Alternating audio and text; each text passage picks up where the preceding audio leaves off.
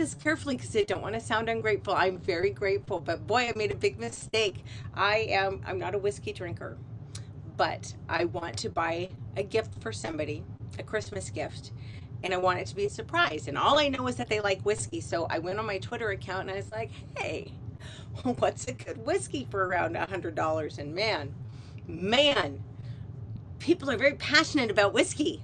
And yeah, it's funny. And a lot of people are like, well, what does he like? Well, I don't know. It's a surprise. I can't ask a lot of questions or it's not going to be a surprise. So I kind of thinking I might scrap it, honestly. I mean, I'm that overwhelmed with information, but either that, I took some screenshots of things people sent me, and I might just buy something that's a small batch and a cool bottle because I don't know what else to really look for. But anyway, I thought that talking about some of the health benefits of whiskey would be a perfect cap to this evening or afternoon. Crap.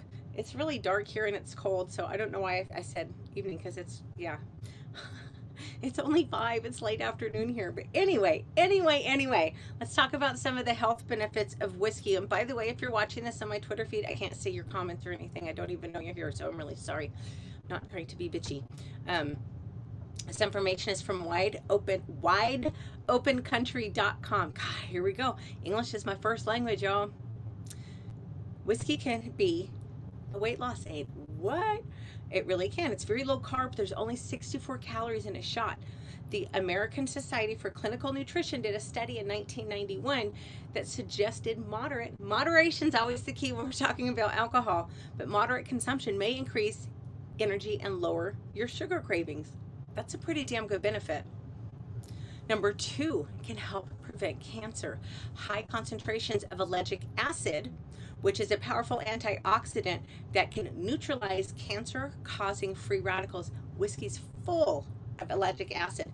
Single malt whiskey contains more antioxidants than red wine, which I think is fantastic. I'm not a red wine girl. I like bubbly. I'm not a red wine girl. So yeah, I'd rather have a shot of good whiskey.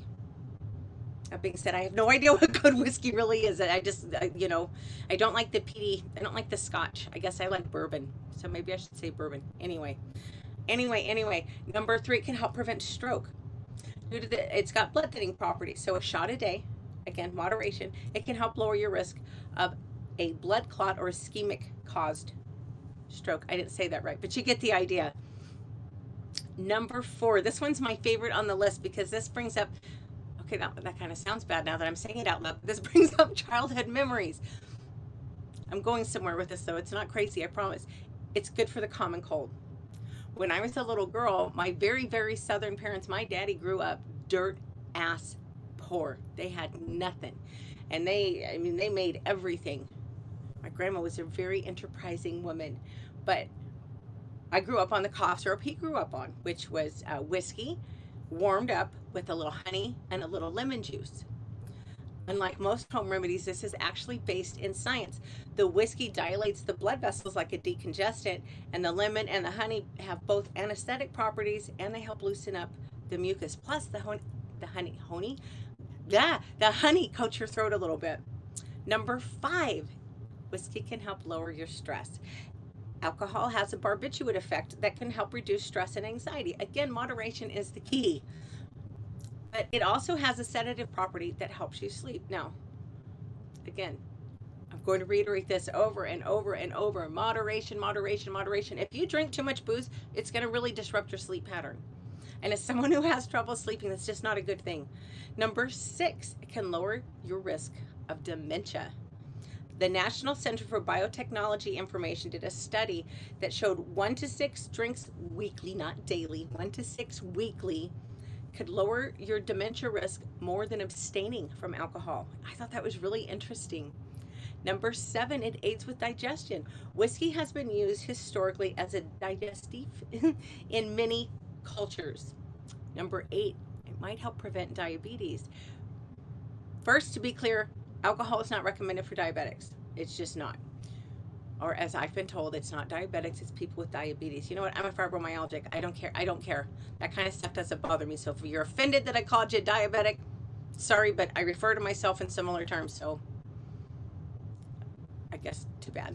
I don't mean to be bitchy, but you know, it's getting ridiculous trying to tiptoe around everybody's feelings these days.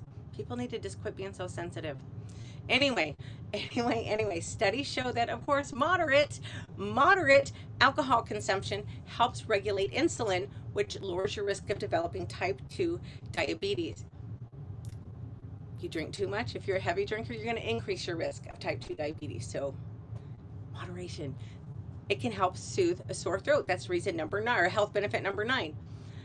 Whiskey, honey, and just water, not the lemon juice, because the lemon juice will help cut the mucus, but whiskey, warm water, and honey is really good for a sore throat. The alcohol in the whiskey acts as an antiseptic, and of course it helps numb. And then since you're not using that acid from the lemon juice to cut the honey's going to leave a nice coating on your throat. The warm, it's going to feel good. And finally, number 10, whiskey prolongs life.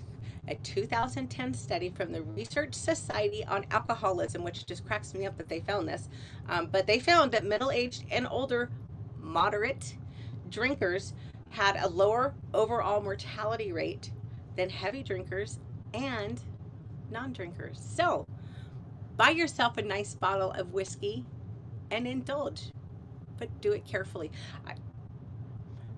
I have a little bit of whiskey in the house, but I don't know what I'm buying. So I just go in and I'm like, okay, I have a little bottle of Crown, and I think I have a little bottle of R&R.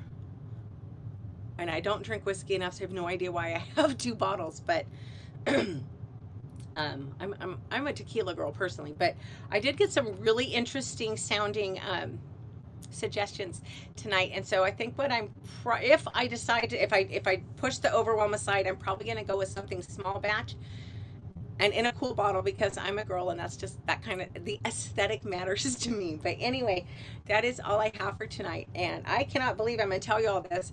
It is, this first part I can believe. Sadly, it is 35 degrees below 0 Fahrenheit. It is, as we used to say in high school, WTFC, way too effing cold.